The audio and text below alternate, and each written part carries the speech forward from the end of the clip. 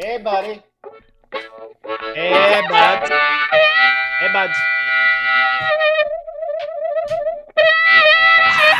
Hey, buds. Hey, buddy. Hey, bud. Good to see y'all. Nice to be back. My name is Dean. Welcome to the program. We have a big show for you today. It's in and around football. We're going to talk how sick we are, the Chiefs. We're going to get to some food issues that I had this weekend in and around football. Taylor Swift in and around football. Satan in and around football. Everything circles around football. And joining me to discuss that and much more from 957 Cruise FM, host of the Locker Room Morning Show on Cruise FM in Edmonton, Mr. Lochlin Cross. Nice to see you. Thank you. Yeah. You know what? I'm always jealous every time there's football and we chat because we chat quite a bit on the weekends. You always go into this whole description about your food and what you're making and what you're eating. And I'm like, oh my God, I'm so jealous. Because you got boys in the house, right? 3. Yeah. And it's football Sundays, depending on who's playing. You make it an event. Of course, dude. You have to do that in the winter. There's nothing else to do. Yeah. So jealous. What'd you have yesterday? What didn't I have? That's the question, because I took a poop today that looked like a gummy bear in the shape of a colon. Might have been the 2 bags of nibs I had. I ate like an asshole this weekend. Just an asshole. It was like football's on. How do you do that? How many times? How often do you do that? Not often, because I took real serious interest in my health this year. Yeah. So, I cut down on foods. I'm like, moderate. Don't eat after 6. Don't eat before 11. The intermittent fasting, which works, by the way. Totally works. So I was really happy. I lost like 70, 80 pounds in the last couple of years. I don't believe in it. What? Intermittent fasting? Well, you've never done it. So how do you believe in it or not? Because I don't believe in it. Exactly. Well, thank you. I'm glad we got there. Thank you. You know what? I wouldn't have it any other way. Also, you can't drink something you've never if you're tried. intermittent fasting. You can't drink. I've been told that by many people. Fuck that. Just do intermittent drinking. Don't drink it before 11 o'clock in the morning or after 6 o'clock at night. You can be as hammered as you want. Well, I have friends that do a little portion of that where they drink so much and they don't want to kill the buzz, so they don't consume food. But, I mean, if you're 50 years of age and you look like you're 75, and you weigh 130 pounds and you're 6'2", you're not healthy. I don't know if that's not the look I'm going for. What, heroin chic? Lumberjack chic, right? Alcoholic chic. Yeah. No, but I ate like an asshole, and I was actually angry at myself. Like I ate a whole bag of nibs during the first game, like not a small bag either, like the big one you get, the big old fucking dye. Yeah, it's a lot of red dye. I had terrible stomach pains, and I'm like, might as well eat some chili. So I chased that bag of nibs with like 2 bowls of chili, and I'm like, I can't possibly eat 2 giant tell us about the chili. That was awesome. I make my own chili all the time. Give me the chili rundown. I'm happy to do that. You get you go ground turkey, you go diced tomatoes, and then you throw in some beans, usually navy kidney, navy black, doesn't matter. Maybe some corn if you're feeling a little lucky. I was gonna say corn. You gotta have corn in chili all the time. My kid was like, "Dad, if you don't put corn in the chili, it's not chili." So I'm like, "Good for him." The chili. You've raised him right. And some smoked paprika, some chili powder, lots of lots of garlic. Paprika. And I got a little secret ingredient in your chili. This might blow your mind. Cinnamon? Maple syrup. Okay. Kaboom! Don't tell anybody. Put a little bit of maple syrup in there. I'm not going to tell anybody how much. And there's a couple of other ingredients, but I make the same chili every single time I make chili, and my kids love it. Who are adult men by now? I should stop calling them kids. So that's it. And we did chili all day. Is it hot enough? Lots of cayenne pepper. Oh, good zing in there. Yeah. Good. Yeah, you got to do it. Maybe some chilies. So that was my thing. And we ate like assholes all day. We enjoyed football all week long. Kind of dipped in and out of Twitter, watching certain arguments percolate. I don't know if you saw this weekend. There was this Convoy 2.7 that happened on the weekend. Did you see it? Everybody showed up in Ottawa. It was like 12 people. This was the reunion thing. Yeah. 6 on one side, 6 on the other. You had dude, I got a video of it. You want to see how hot it was in Ottawa this weekend? While I was watching football, eating chili and 15 pounds of nibs, while I was doing my very best to give myself like type 2 diabetes. Yeah. Which I almost gave myself. Like there was one portion of the weekend where I started to have heart palpitations. It was like about 4 o'clock in the afternoon yesterday. I'm like, I don't know if I should have eaten 2 bags of nibs today. See, you have, and I'm jealous of this because I don't do this very often. Like, I mean, once a year. Oh, sorry. I hit play on the hillbilly clip a little too fast. Anyway, I was gonna say, you do the junk food thing. Like you'll come home with a pound cake and eat the whole thing. Like I'm jealous of that. Like I wish I had that bone. I don't have it. Once in a while. I shouldn't do it though. Like I know better than that. Like I went for a long time this year. I've been really strict of when I eat. And then sometimes I'm like, I've got this thing inside me that's like, eat everything, Dean. Eat everything. You're a victim. You're not allowed to drink. Can't do anything fun. Eat whatever you want today. Yeah. And there's this like little fat guy on my shoulder. I'm like, shut up, Fat Dean. Shut up. Yeah. And then we all miss like, Fat Dean. We all miss Fat Dean's like, do it. Do it. Go for 7 slices of pizza. Do it. And Skinny Dean looks at Fat Dean and he's like, Fat Dean, leave me alone. I feel really good about myself. I got lots of confidence. And then Fat Dean looks at Skinny Dean and he's like, you're nothing. You're nothing. Have another bag of nibs, fat fuck. That's seriously what Fat Dean says to Skinny Dean all the time. All the time. For me, it isn't. I won't have a tear with junk food. Well, I shouldn't say that. Once in a blue moon, like I'll sit down and eat a tray of cinnamon. Loose meat sandwiches. Well, that doesn't count. That's good for you. That's protein.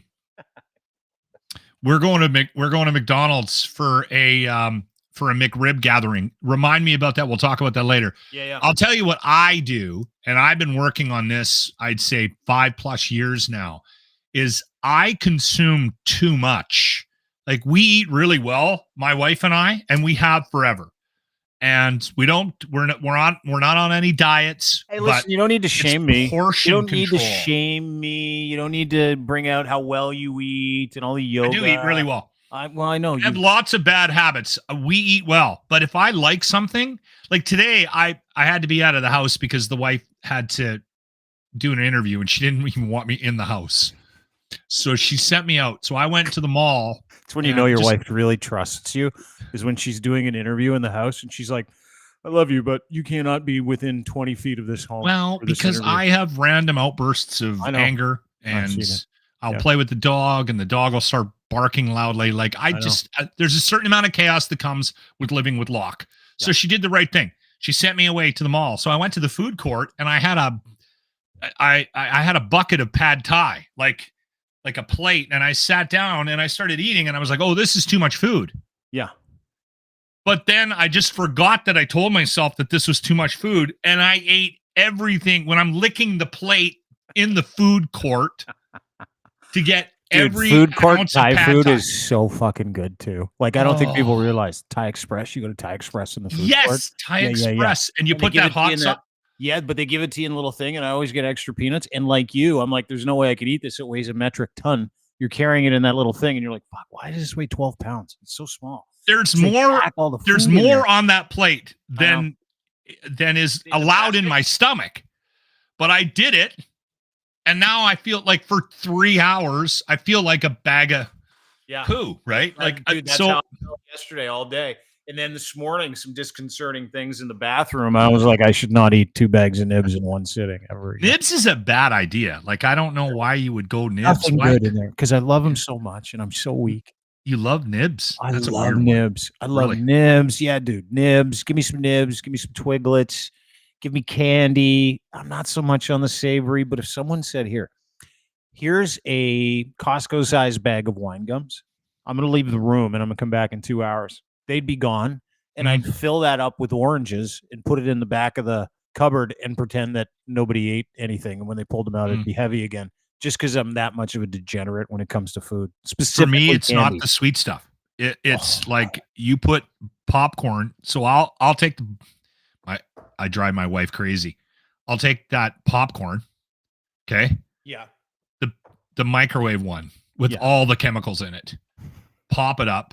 Then I'll take a chunk of butter, like an obscene amount of butter, melt it in the microwave, put that over it. Do you like soggy popcorn? And then I go to the cupboard and I get the High's seasoning. Yeah.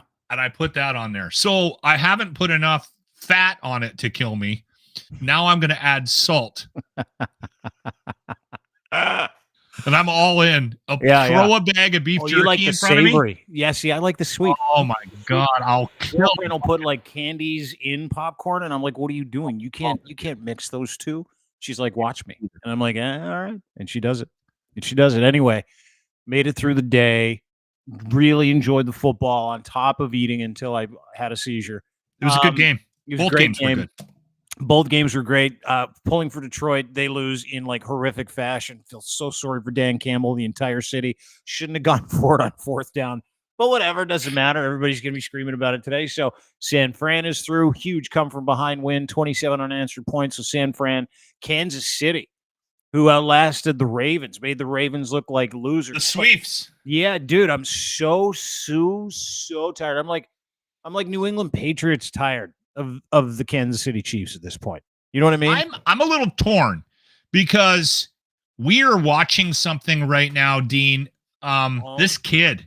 Yeah. That Patrick Mahomes he's pretty good. He's a bit of a bitch. He's undeniable. Man, is he good. Like, is he a bit of a total bitch? Yeah. Really? Okay, I go back and you remember a couple weeks ago they lost, like it was leading up to the playoffs. They lost to the Bills, and I think Tony was offside. They lose to the Bills. Patrick Mahomes just gives it to the refs. Clearly, Tony's offside. Clearly, he's the reason why they lost the game at the end of the game. And he bitched and moaned and whined and complained like Tom Brady. And I was like, oh, please don't tell me he's one of those guys that doesn't know how to lose. Anyway, a lot of sports guys are like that, though, right? Yeah, like they're wired like that. You know what? What kind of ruined it for me, and I don't want this to sound misogynist because I'm not that way. But when I saw an interview with his wife, I was like, oof. Yeah.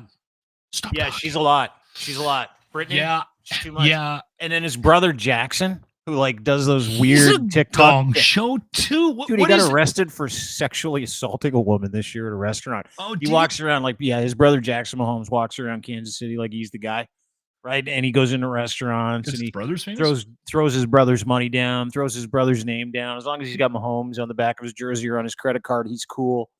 And so he's been running around like making out with women against their will, and he got popped for it last year. So good. Yeah. Anyway, like I said, he is fun to watch. Yeah. I wish again, it's part of that. Don't get to know your heroes. We've had this conversation multiple times, but totally. Unfortunately, there's too many of these guys, and that's the thing. It's a good reminder, though. It's a healthy reminder. These are just normal people with normal flaws.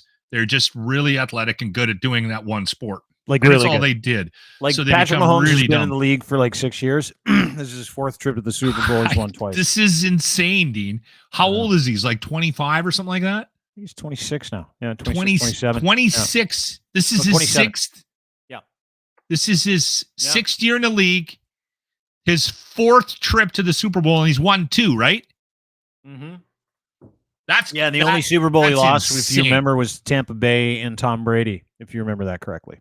Hey, the Lions just lost. They haven't been in a playoff game at home since what, 1958 or something like that? 57.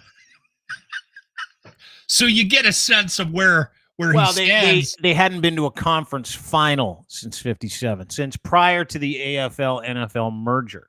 Yeah. So, like Jared Goff, he had a chance to go back to the Super Bowl. Dude blew it. Well, yeah, he didn't really play well. You get him out of the pocket and he sucks.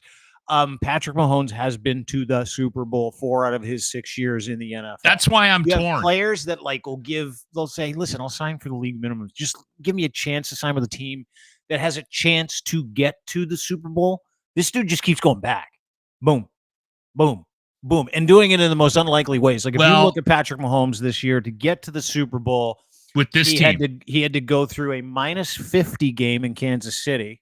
Yeah. Then they had to roll into Buffalo and beat Buffalo in Buffalo. Then they had to roll into Baltimore and beat Baltimore. And they did it all. So give credit where credit's due. But no one's talking about any of those things today, which is fascinating. You know why? Because Taylor Swift. It's insane to me. All Taylor Swift. Are you annoyed by her yet? No, not at all. Okay. I think it's awesome for the league. Dude, we put up a story today, and I want to draw your attention to this. So for every fragile male ego... I'm hearing a lot of negative. Well, I might be one of those the negative fragile assholes are male- louder than the positive assholes. That's why. I think people are annoyed. I think people who are in football are annoyed by it. By what? Tony Roma, he looks like he's annoyed. Oh, of course he is. During the games. Yeah, he keeps mocking him. He's like, that's his wife in the court. I mean, girlfriend, Mr. Swift. He Didn't kept they calling catch him Travis on camera Kelce going, Mr. Swift. Melding, please go away. I think that happened during last Tony's week. mad. Tony's just mad because like he didn't get a chance because he dated Jessica Simpson before she went nuts. If you remember that, and it was like back in the day when She Tony did Romo was go a off the player. rails, right? Yeah, she went crazy. So she was like Tony Romo's girlfriend for like, I don't know, a couple of quarters of football. She shows up to the game and Terrell Owens started crying after the game because they lost. Someone was like, you think Jessica Simpson was a distraction? This is Jessica Simpson who just sold plus size clothes for a long time. I'm like, fuck, whatever. Do you think Jessica Simpson was like a distraction for Tony? And he's like, that's my quarterback. If you remember that, he started crying. He goes, that's my quarterback. I didn't know that was over Jessica Simpson. That was over Jessica Simpson all the time. It was so anyway, Tony's mad because Jessica Simpson is no Taylor Swift. Like Taylor Swift is the biggest star in the fucking world, dude. The world. I she like her. eclipses Michael Jackson is like at a zenith. That's how huge this person. I like her. I don't get the level of fame with what she does. Well, it doesn't add up for me. There's a conspiracy afoot today too. Okay. So not only we'll get to the fragile male ego of people who said, I couldn't enjoy the Super Bowl because I couldn't enjoy championship weekend because Taylor Swift was on my TV nonstop. I'll address that in just a second with some science. Everybody will be happy, and then you can mock all those wieners. She's on the TV all the time. Every time I turn the TV on, they got the camera on her. No, she's not. Well, I'll show you how much she was on TV this weekend, and you're going to have to eat it. So they're showing her more than they are the game. No. Yeah, they are. Totally are. It's annoying. All right. Okay. Let's just address that and then we'll move on to the other conspiracy stuff around because this is awesome. The whole Super Bowl thing is awesome. Two things. The NFL fucking loves Taylor Swift. Do you want to know why? Let me show you something here. This is from Crier Media today. Just went up. Chiefs by $1 billion. The NFL reportedly generate $332 million in revenue because of Taylor Swift this weekend. How does that translate into dollars? Well, that is the dollars, right? 332 million of them. Ticket sales, viewership, sponsorship, money, all the stuff that comes in. It's the overage of a non-Taylor Swift playoff game to a Taylor Swift playoff game. It's $332 million. That's fucking unbelievable. So there's that. She's really important in the NFL. So, of course, everybody's talking about I guess she's bringing a younger audience to the game as well. Well, hang on. She's talking about it being rigged, right? Like everybody's like, the NFL, the only thing they care, which is true, the only thing they care about is ratings. The only thing they care about is money. So Roger Goodell is going to do everything he can to put the Taylor Swift team into the Super Bowl with whoever else. San Francisco, it's in California. So the fix is already in, according to a whole bunch of people. They think that this is supposed to happen because only Roger Goodell is controlling everything, and he's the puppet master. But there's a deeper conspiracy theory. That's not even the conspiracy theory. Do you know what the conspiracy theory is today? You're going to love it. I have no idea now, but it's Taylor Swift related. Correct. Let me bring this up. Vivek Ramaswamy, presidential hopeful, claims Super Bowl will be rigged for the Chiefs to set the stage for Taylor Swift's Biden endorsement announcement. Is that happening? That's happening during the game? No. She might not even be at the Super Bowl. No, she's apparently flying back from a show in Japan for it or something like that. Tokyo, yeah. But you know what? No, hang I'm on. embarrassed that I know that. I know. You told me that today, I think. Let me finish. So I'm going to recap. There's a section of NFL by the way, I think she's been great for the league. It's never a bad thing to look at Taylor Swift on the television. I'll tell you how long she was on your television this weekend for. The whole game. You don't need to tell me. Yeah, right. Okay. All I saw. So, okay. So anyway, here's the thing. Here's the thing. Is there are conspiracy theories that are like, hey, this is just about the game being rigged so the NFL could make the most money, and they just wanted to put Taylor Swift's boyfriend in the Super Bowl. Yeah. That's a mainstream argument, right? Like, not that the 51 other players, all the referees, judges, linesmen, professionals that run these games are like, what? No. That's the mainstream conspiracy. The offshoot conspiracy theory about Taylor Swift, and this is awesome, is that, and this is great, Satan, hang on, bear with me. Satan is using Taylor Swift to destroy Donald Trump's chances of becoming the president of the United States again, because makes sense though. To Vivek Ramaswamy's point, Vivek, the guy who's like massive conspiracy, they want to put Taylor Swift in there so she has a platform to announce her endorsement of Joe Biden for president, and that's unfair, which, by the way, it is not unfair. I think that'd be fucking awesome if she did it. So they think... Is she political? No, not really at all. But she's going. She does like make sure you vote thing, but I don't think she gets political. No, not really. So anyway, that conspiracy theory, the one about announcing Joe Biden and they're working with the NFL to get the Biden endorsement, is now meeting up with the satanic tool conspiracy theory that she's a tool of the devil that practices witchcraft, and she's cast a spell on millennials so that they can keep Donald Trump out of office. Well, that makes sense. Now I'm on board. Once you brought in the millennials. More proof. I'll give you this. This is one of the greatest tweets of all time. I put this out today. This is from a lady named Candace Taylor. She said, I tried to warn y'all back in October the influence of Taylor Swift on our youth with witchcraft was demonic, evil, and Luciferian. Of course, Satan wants to use her now to elect Joe back into the White House to destroy what's left of America. No surprise here. Actually, that would be quite the surprise if she was a tool of the devil who is practicing witchcraft to win an election for Joe Biden. On? Is she like, that would be a great surprise. Does she have a job? Like, who is that? I don't know. Candace Taylor, just some woman. Here she is again. She's a governor candidate, the Georgia governor candidate. She's a Christian wife, mother, educator. She's also the host of Jesus, Guns, and Babies. I don't know if it's necessarily that order. I have a feeling she's hosted a couple of Guns. Is that a podcast? I need to listen to that. This is crazy. Host of Jesus, Guns, and Babies, and the co-CEO of the Voice of the People Media, Candace Taylor. That doesn't sound racist at all. No, this is her saying, did you really praise your fans? This is to Taylor Swift for making videos with your music and casting spells. What's wrong with you? I was a fan from day one, and I loved how much you grew in your singing ability. I love that you write your own music. My daughter's growing up, blah, blah, blah, blah, blah. Yeah, she's one of those. She's one of those crazy religious people. But dude, and so now what's going on? Now the political machinery of the GOP is pushing back against Taylor Swift because they're buying into this, and they're all forwarding this information because, and this is the truth, dude. She is that powerful that if she endorsed Joe Biden after the Super Bowl, prior to the Super Bowl, in and around the Super Bowl, if she went on a tear, that is the most famous human being in the world.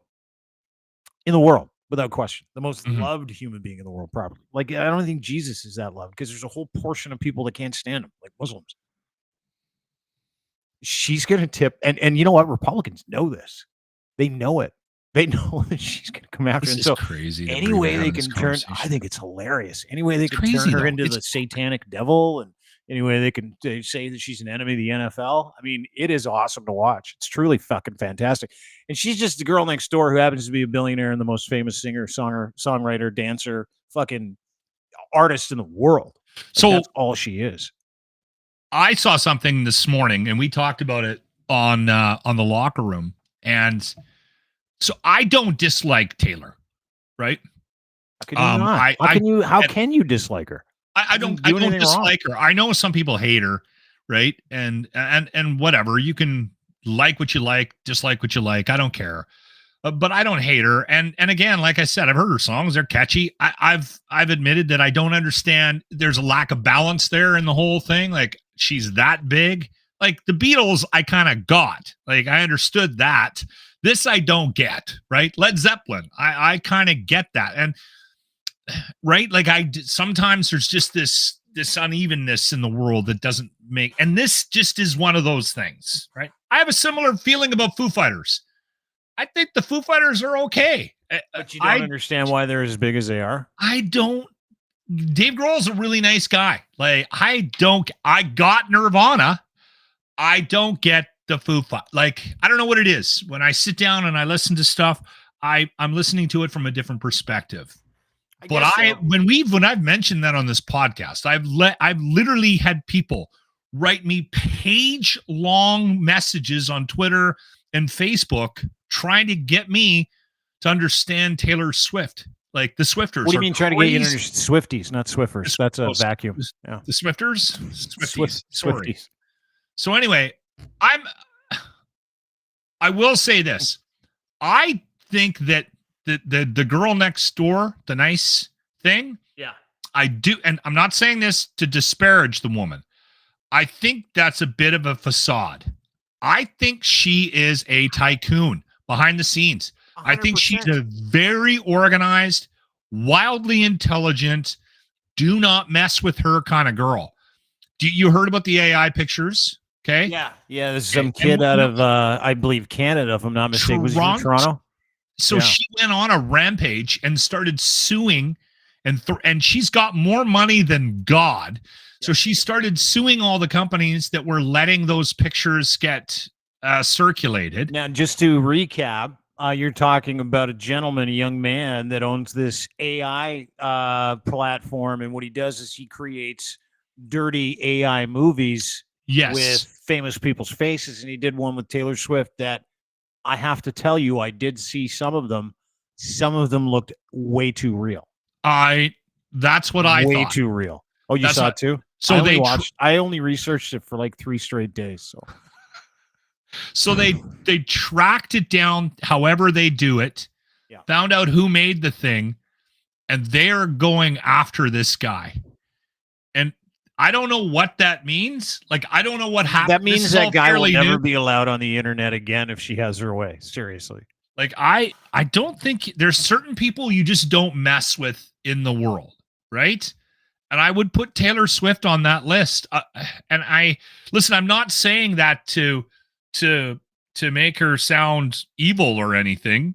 I just think this guy, that was a serious misstep. He might have made a huge mistake. And I don't think it's going to be one of those, hey, well, just write her a nice letter and say you're sorry. She's going to bury this guy. So Taylor Swift is reportedly considering taking legal. This is from Exclaim magazine. Legal action against Toronto man who's been accused of creating and spreading explicit AI-generated deepfakes of her on X.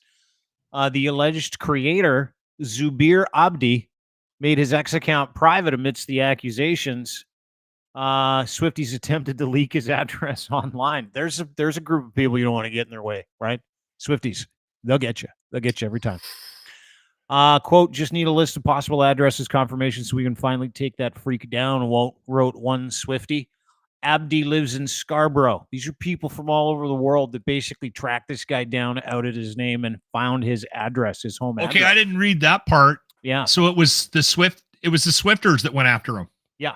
Although it hasn't been confirmed whether Abdi was the one who created and shared the images, Newsweek reported this week they've seen a tweet posted before he went private that read, "My Taylor post went viral and now everyone is posting it." I guess that's maybe what you don't want to do if you don't want to get caught. Hey, I did that. Viral images in question featured Swift in suggested positions at Kansas City Chiefs games. Some of those are actually pretty funny, actually. She's been attending regularly with Travis Kelce. According to unnamed sources, the pop megastar is not only thinking about suing the creator, but also is going to fund laws to be implemented against deep fakes.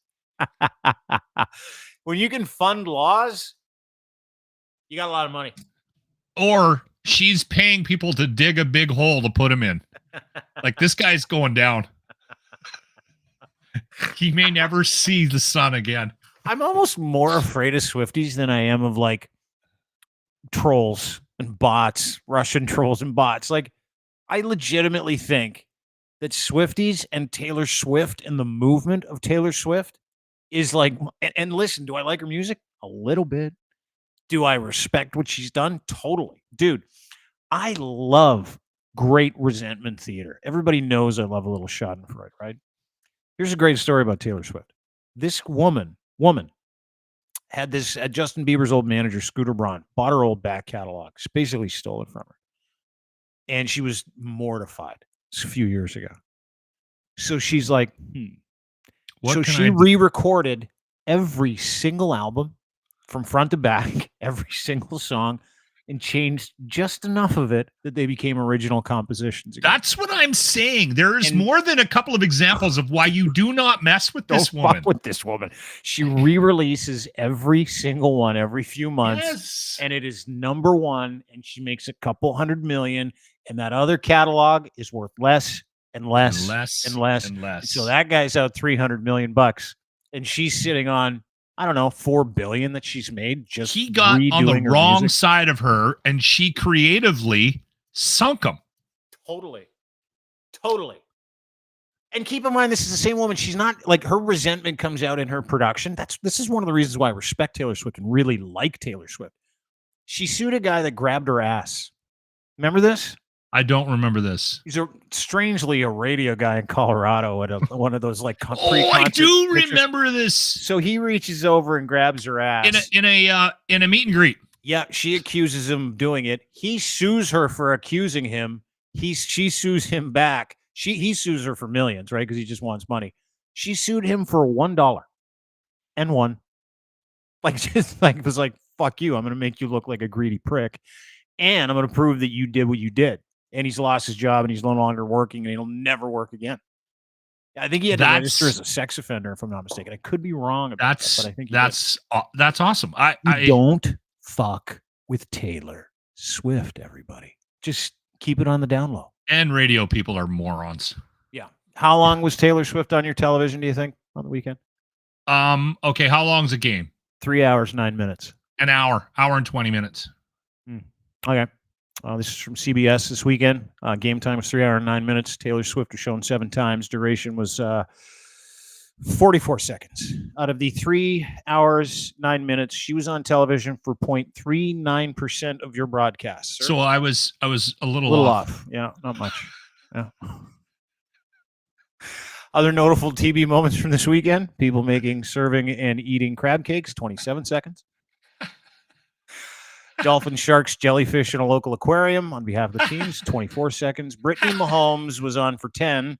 John Harbaugh, his brother Jim Harbaugh, was on for 5, and Ravens coach John Harbaugh on for 4 seconds. There you go. That the source is, quote, me with a stopwatch, but that has since been confirmed. She was on your television for 0.39% of this weekend's broadcast, approximately 44 I have a tough time judging time. Every time we have a staff meeting. Dude, just say you're wrong. Just say you ginned it up. Don't say you have a hard time telling time. I do. I have a weird concept of time. It escapes me. Every time we have a staff meeting, my co-host Grant, every time I start talking, he's got a stopwatch and he times it just to see how much of the meeting that. So he marks like the start time he'll write it down, and then he does a percentage of how long I've talked during our meeting. And then he gives me a little 40% range, right? You're probably in the 30% range. There was one meeting that was, I think, like 33 minutes long, and I talked for like 24 minutes of it. There you are, pissy about Taylor Swift on your broadcast for 44 seconds. Eh? The old monopoly. Yeah, and wow. Then Jimmy will sit in the corner and go, Grant's timing you. I'm like, anyway, I'm excited for the Super Bowl. It's in 2 weeks. It's going to be in Vegas. You got 58. San Fran. February 11th. You've got Kansas City. You've got Taylor Swift. Everybody will be there. The greatest show on earth. And maybe Satan makes an appearance and he endorses when Taylor Swift endorses Joe Biden. That would be a lot of fun to see too. It is a little scary though that we live in a world where somebody legitimately believes that Taylor Swift was put on this planet by Satan in order to reelect Joe Biden. A lot of people believe that. That's crazy. Same QAnon people. You know who believes that? All the Joe Rogan people believe that this morning. The Rogan crew, the Roganites, the Roganettes, which, by the way, cannot listen to an episode of Joe Rogan anymore. It's like he's lost his fucking mind. You know what it is? Okay. You know what it is? I'll tell you what it is. I think you and I talk about it from time to time. Like, fuck, is he the only guy that podcasts that hasn't moved on from fucking COVID? Seriously. Is he like, is he the only dude who keeps having to go back to the fucking COVID vaccine bullshit? Well, like, is he, it's like, it's almost like, because it's true, guys like him, JBP, conservatives, GOP, it's almost like they have nothing else because they don't. And they can, but they keep beating this fucking drum. Like, I'm through it, dude.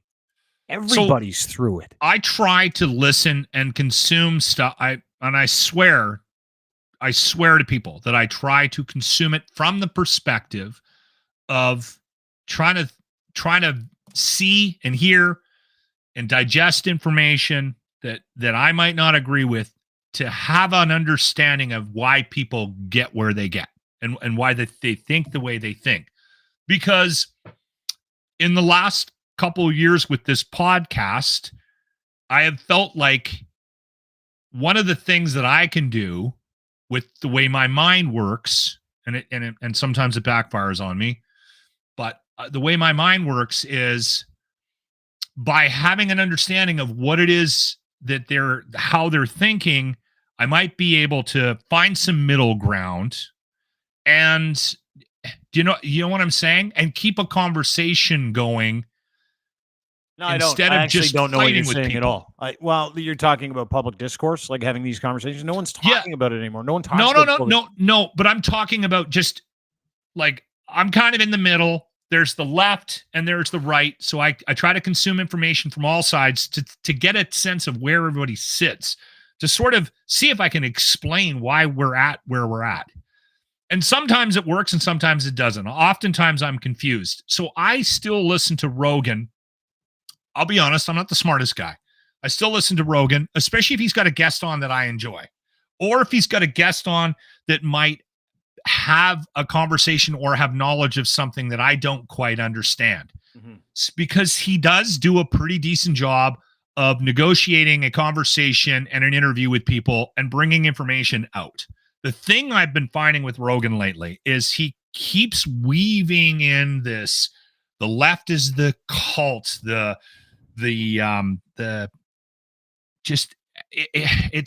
it's woke shit. Is he going after woke shit? Yes, too? The overly woke. He just can't let it go. And can I ask you a question? Have you ever run into one of these people that they speak of that's out there to ruin the world with their kindness? Well, have you run into? That's just it. Like, I mean, how many people do you know that belong to the leftist cults, Joe? Like, and well, that's the thing. Like, when if you back up, right, and you hear people talking about these hippies that want to make your kids have sex with their teachers, right, or these people that are out there jamming their LGBTQ flags down, I haven't met any of these people yet. No, I haven't seen one of these woke terrorists. I've yet to. I haven't either. I haven't met one. I've met crazies on both sides. Yes, that we use to mock. Like, we hold them up like mascots for idiocy, and we mock each other with them and say, "That's on your team. That's on your side." But I have yet to meet one of these woke cult gangsters. I've yet to meet one. I've yet to see it in action. Like, I don't know where these people are. Anyway, it's making everyone, forget their pronouns and like there's this. Like, no one's ever come to me and said, if you say fucking Merry Christmas one more time, I'm gonna slap you. That was one that brought up. Like, the Merry Christmas thing. Yeah, like, I never got that either. Like, why are people mad that they can't say Merry Christmas? I've never had a problem. They're not. I've done it in Walmart. I've done it at Tim Hortons. I've done it at a mosque. I've done it on the air. I don't know who's mad about Merry Christmas. So why is he so mad? Is he still pounding on? I don't know. I don't know what's going on with him. I honestly, and I joked about this a couple of weeks ago when we were making our picks for the celebrity death pool. I said I might put Rogan on my list because every time I hear him talk, he talks about all the things he takes. He's constantly on something. Yeah. And like, I'm like, how do you even eat a meal in a day? Because it sounds like you're filling up on all these pills. I'd like to see his routine in the morning to see what he ingests. Oh, is he? I don't listen to his show anymore, but is he still like the front of his show pre-roll? They're called, by the way, podcast commercials are called pre, mid, and post-roll. In those the way they do them, what is he selling? Like, is he selling pills? Like the pills give you a boner, the pills give you more testosterone, the pills. Alpha brain. He takes power, stuff to make his neck stronger.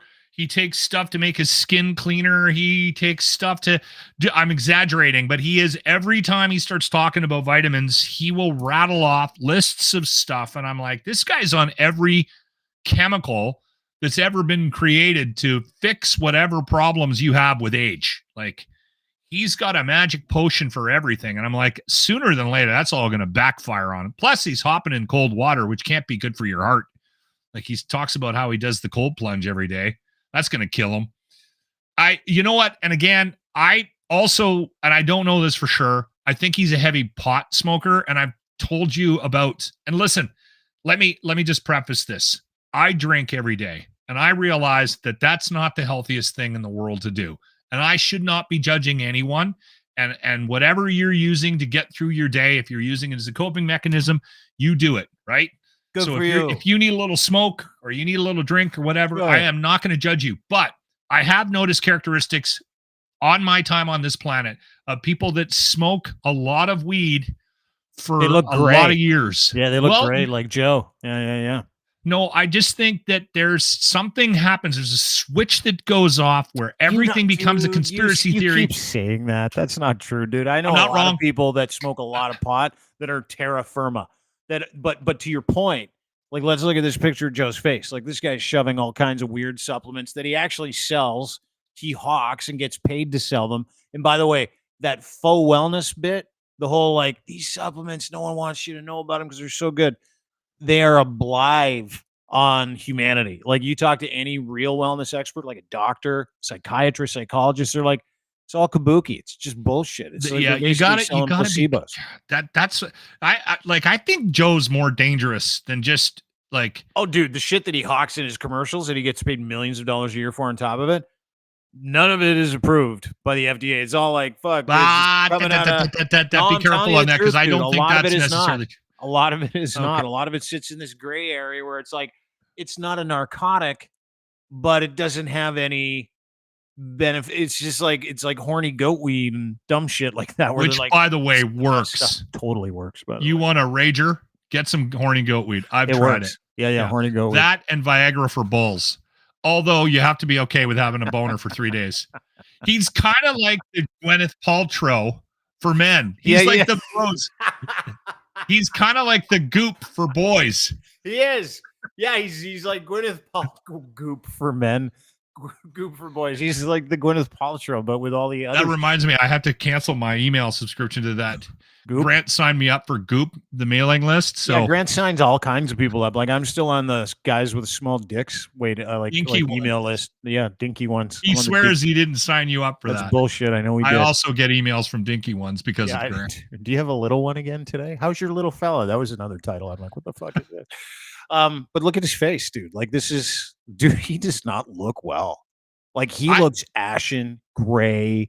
His lips look terrible. If anybody's been listening to him lately, if you listen to him, I listen to him. I still do. And I've just noticed a real trend in the last, I'd say 6 months.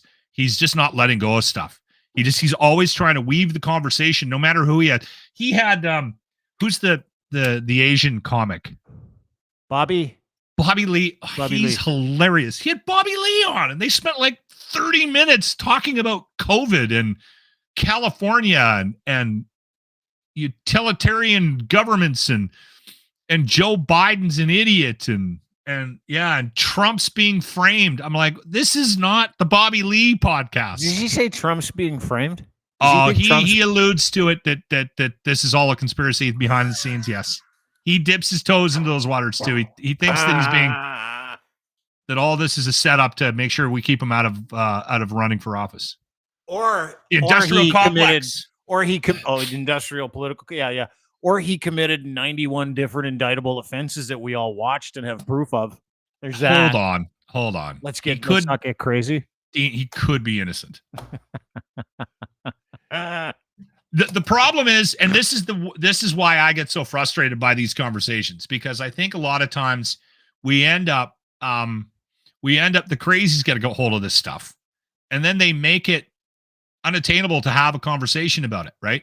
And this happens on both sides. The left and the right do it. And then all of a sudden, like, there are moments where I agree with Joe, but he's going so far down the wormhole. You just like, I can't go that far down, Joe. Yeah. Maybe you do have a couple of good points here, right? Like, should they, like I've said it before, I think they mishandled COVID and the pandemic. The governments, they make mistakes. They do. But when you say that out loud, all of a sudden you get thrown into a camp. And the next thing you know, people are asking you if you're on your way to celebrate the reunion of the convoy. No, I just think it could have been handled better, right? We all do.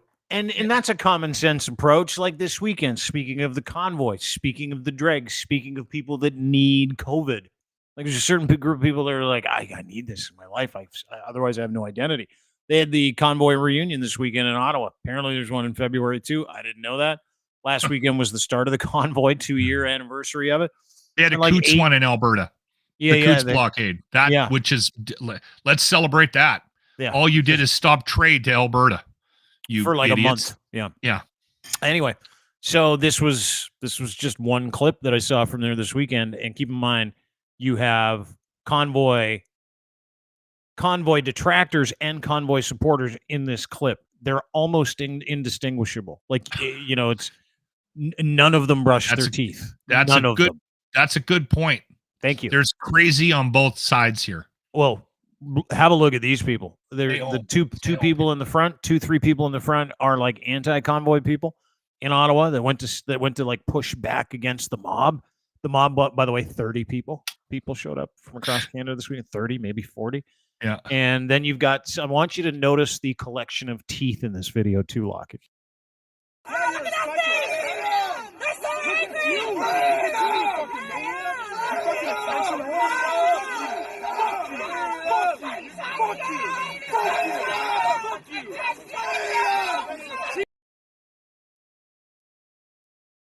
There is a connection to a lack of dental care, and there is. That's an interesting observation.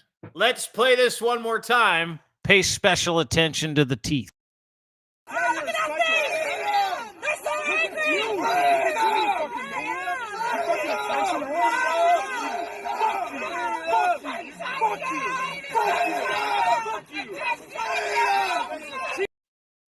I hear meth is hard on your teeth.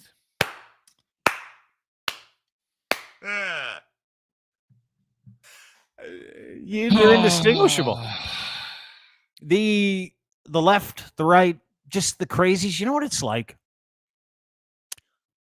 You know when you go to the bathroom, you got to go boom, boom, do number 2, right?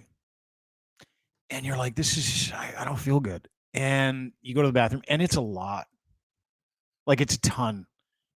And afterwards, you're like, I feel better, but I feel kind of sick. You ever have one of those where you go to the bathroom after, you're like, I feel nauseous a little bit. I need to go lay down.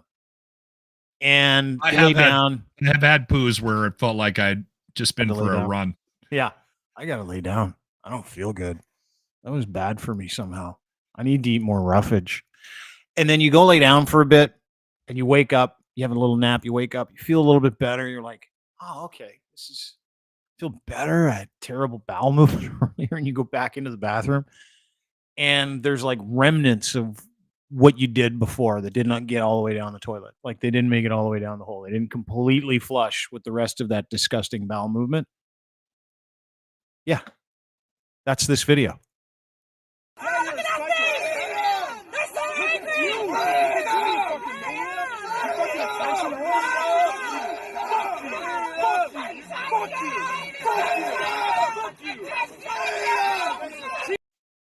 Those are the turd remnants from the bowel movement, which is the last 3 years of our lives.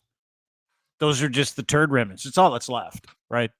All that's left is like are people who, if they don't have COVID in their lives, if they don't have what sits around COVID, conversations around COVID, vaccines and freedom and all the other bullshit, if they don't have the ancillary conversations and reasons to go somewhere and be with a group of people, they can't. In Joe Rogan's case, he can't make money like he's making money now. Those people have nowhere to go on weekends because they have no friends or family. Clearly, they don't have a dental appointment in their future, right? So it's like, man, this is purpose to these people, and it's purpose to Joe Rogan. So Joe Rogan shit makes perfect sense to me. That's what I don't think that if Rogan took a break from this sort of thing that he does, and it's not everything he does, right? He has other conversations on there. I just find that he seems to want to weave this leftist cult. We all got screwed. They made a mistake. He keeps wanting to squeeze it back into the conversation. Yeah. I don't think that it's the sole reason he makes money. I think if he let it go and tried to move on and just did good content, which he is very capable of, I think he could still make a lot of money. I don't think there are some. Do you think his brain's fried and he can't get away from it, or do you think he's just hanging on to I think so. The gray face supplement money? I think that I think he's going to be fine no matter which direction he goes. I don't necessarily believe the narrative that there are situations, I think, where people end up focusing very, very hard. Like Tucker Carlson is an example of that. I don't think that Rogan is a Tucker Carlson. Tucker lives off of the extreme point of view of the right, right? And it's become a source of income for him, right? Especially while he's unemployed. Yeah, so I think there's examples of it where they jump into an ideology and then push it for clicks and which leads to generating income for them. And there's examples of it on the left as well, where people push a narrative and they get paid to do that. I don't think Rogan is that guy. I think he could live without it. I mean, and he didn't get there doing it either, Dean. I mean, he had success before COVID and he had success during COVID and outside of it without this discussion. Yeah. Yeah. Kind of makes you wonder, right? Like I was thinking about it the other day. You and I talk about it from time to time, but it makes you wonder, what life was like before the pandemic. Like it kind of makes you wonder, because you rarely hear people have conversations anymore that aren't in and around something to do with behaviors or science or cults or anything like that around this, like anything. And there's a certain group of people that really needs to hang on to the idea that they were right? Like a certain group of people has to, like the people that we saw in that video screaming and losing their fucking minds. But like that's something different. That's mental illness. What you were showing. Right. Yeah. That's and I'm not making fun of those people. I think it's concerning. I think that's like I said, I think that might be math. Those people live a hard life and they're downtrodden for a number of reasons and they found a community, right? Yeah, that's what it's the older you get, it's harder to make friends. There are a lot of old people with a lack of teeth there. So, I mean, it's a double whammy. There's a lot of people that aren't that old that look like they may be a lot older than they are in that group too. Yeah, absolutely. So that's different. The content conversation's interesting though, because you and I we've negotiated these waters numerous times where we've talked about, are we pushing this agenda too hard? Are we hyper focused on this? Or are we doing it justice? Should we open up the door to an ideology? Should we bring somebody on from the convoy? Should we bring somebody on that believes that we should separate Alberta from the rest of we have these conversations all the time. And at the end of the day, it's getting harder and harder to bring those alternative opinions into any arena of discussion, like a podcast, because people are so protective of what their belief structure is. Like I said, you went on Twitter and said, anybody who went to the Tucker Carlson thing in Alberta, please come on the podcast. Yep. Not one. No one would and I'll be honest, I wouldn't trust you either. But then I did it on my own and I did it with some people that I know that went, and I was like, come on. And they were like, no. And I'm like, you don't trust me to have a reasonable conversation? And I know that you would be very reasonable as well. You would treat them with respect and try to ask them questions to get a sense of why the hell they might go to that thing, right? Legitimately. Like, why would you go to that? Mm-hmm. Are you worried? Like, what was actionable at the end of that? Was there some sort of a plan? Or did it just make you feel good because there was other people in the room that agreed with you? Like that was kind of my thought on it. Even if I agreed with that whole thing, what's the plan? What do you guys do? Why is Tucker here? Is he going to make some sort of significant change to the way we live our lives here in Canada? Absolutely not. Is he just going to suck some money out and go back home and continue to make fun of Canada without really exactly what he did, without really knowing what it is that we do here and why this is one of the greatest countries in the world to live? You know what I'm saying? So the content thing, I think we can be informed by what's happening to Joe right now, because I think he's having a hard time letting it go for some reason. And he's stuck.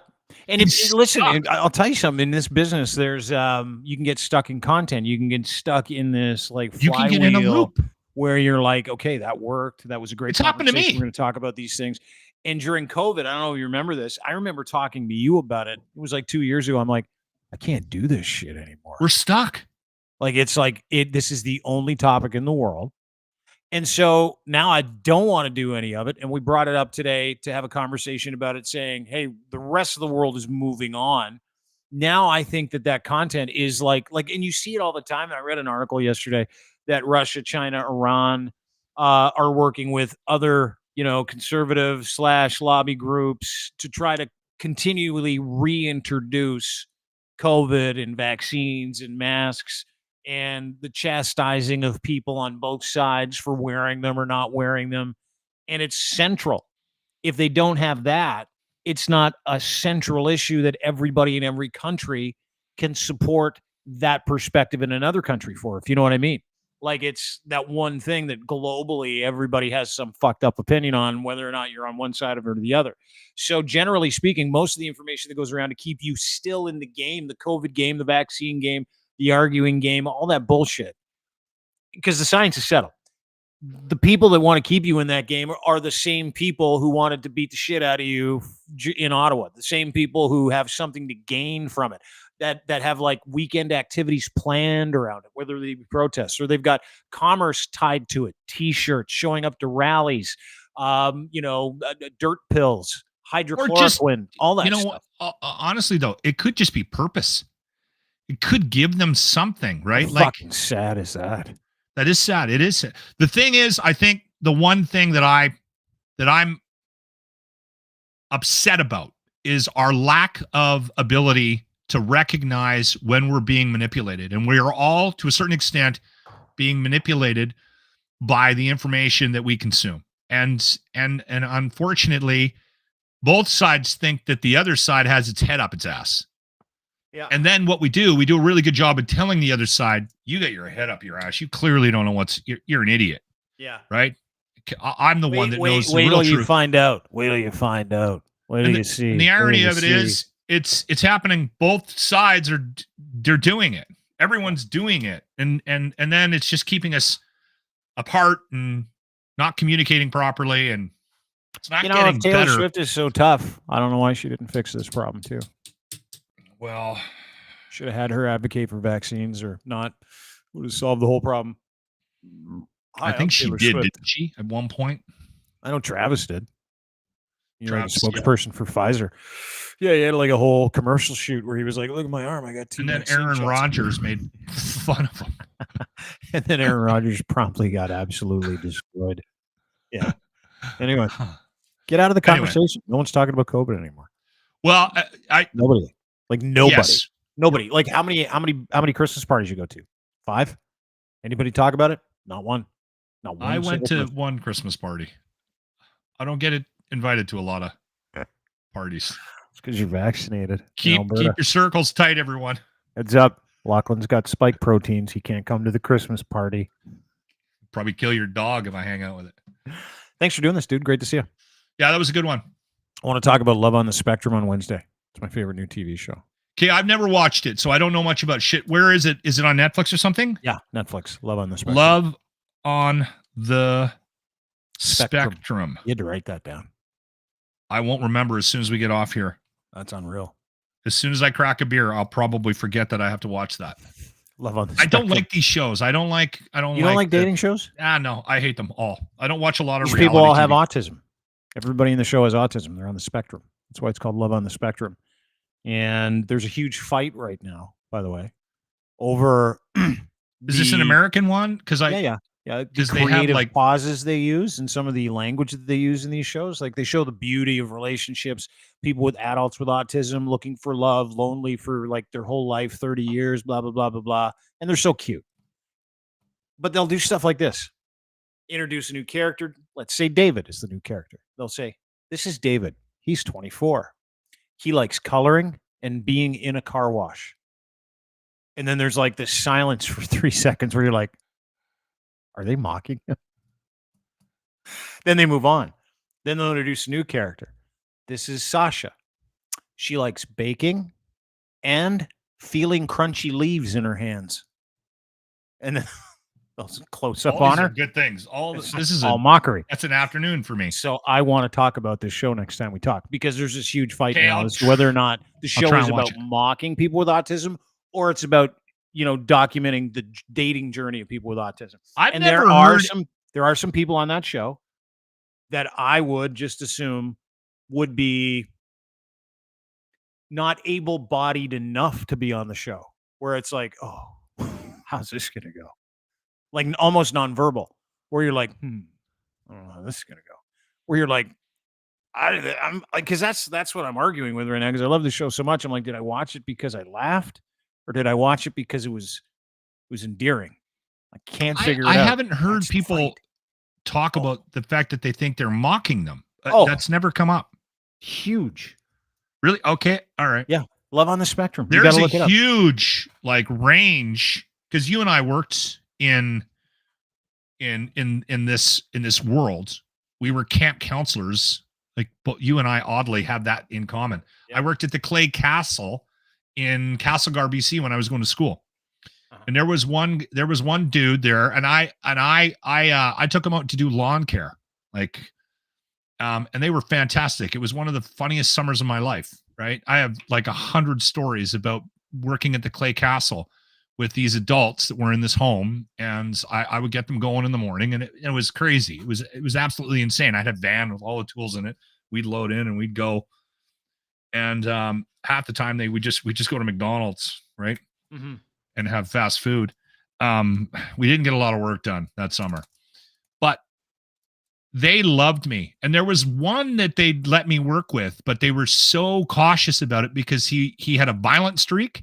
Yeah. And every once in a while, he'd like beat the hell out of somebody, right? Because he didn't know how to control himself. But for whatever reason, he was fine around me, right? And they were like, he really likes you. It's because they were like, I think it's because you're so animated.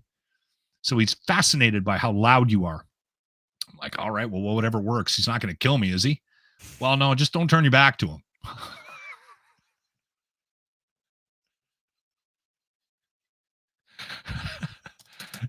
And he wasn't allowed out of the van when we went to McDonald's and stuff like that. Like, he had a violent streak. Day one.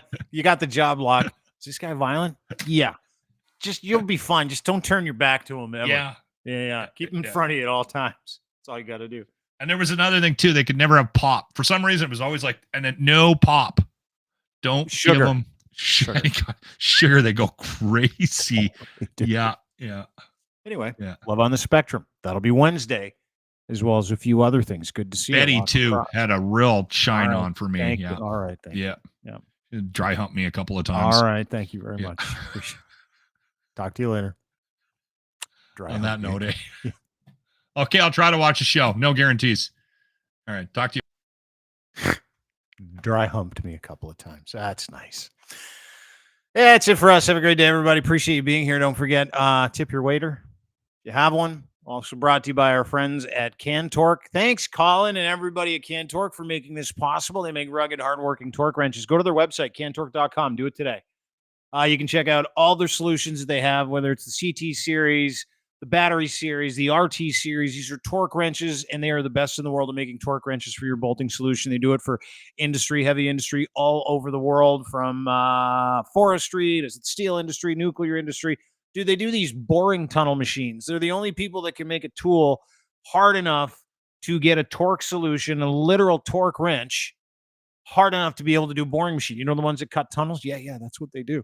And they're the best in the world at it. Proudly Canadian, out of Edmonton, Alberta, Canada. Go to cantorque.com today if you're looking for tool rentals, calibration, services, repairs, custom fabrication, or distribution opportunities. CanTorque offers you a complete range of services, products to make your one-stop destination, all your bolting needs, saving you time, effort, and hassle. Check them out today. Go to cantorque.com. Spiffy new website. You can check out all their applications. They've got a gallery, in-use, purpose, everything. And Colin's a beauty. He's on the podcast tomorrow, as a matter of fact. Also, we're brought to you by Muse Massage Spa, Body Rub Parlor. Go to musemassagespA.com for more details. Again, musemassagespA.com for more details. But it's their podcast you got to listen to. Riley, so good on her podcast. So is Emily from Muse. Check her out. Go to the Muse on the Mic podcast anywhere you get your fine podcasts, and download it. They're sexologists. They're educators. They'll teach you how to, do things. They're also advocates for sex workers and people in the sex industry, and they've got a massive network of people. So make sure you touch base with these lovely young entrepreneurs today. If you're looking to become a Muse, go to musemassagespA.com. If you're looking to download their podcast, Muse Massage Spa has one. It's called Muse on the Mic, and they've got a Patreon podcast where they get very greasy. And you can subscribe to that as well. museonthemic.com. And we're brought to you by Gitch, Canada's #1 luxury boxer briefs, pouch in the front for your stuff, engineered for any level of performance. And if you buy 3, you can get 1 free right now if you use promo code GITCH3 when you check out. They're made for every level of performance. You'll love these underwear. I swear to God, barely their fabric, super soft, moisture wicking. So it removes all the stuff that causes anything that is untoward. That's all I'm going to say. They're sanitary. They're movable, they're breathable, and they're great for everything. Doesn't matter what you're doing. You could be running a marathon. You could be sitting on the couch. They've got a great waistband. And right now, if you want to buy 3, you can get 1 for free with promo code GITCH3. Give them 15% off at your checkout. You'll get an additional 15% off your entire purchase. Save some money. Buy some great underwear. Go to edsfineimports.com. Order his Gitch with promo code GITCH3, and you're all set, friends. That's it for us. Have a wonderful day. Thanks for being part of the show. Really appreciate it. Congratulations. So sick of the fucking Chiefs. So sick of the Chiefs. Anyway, congratulations. Chiefs, Niners. I can't bet against the Chiefs. It's not possible. So if you're looking for betting advice, I know that's why everybody come here. Don't take the Niners. Don't even take them to cover. Don't even bother. Not going to happen. Anyway, have a great day. See you tomorrow. Bye.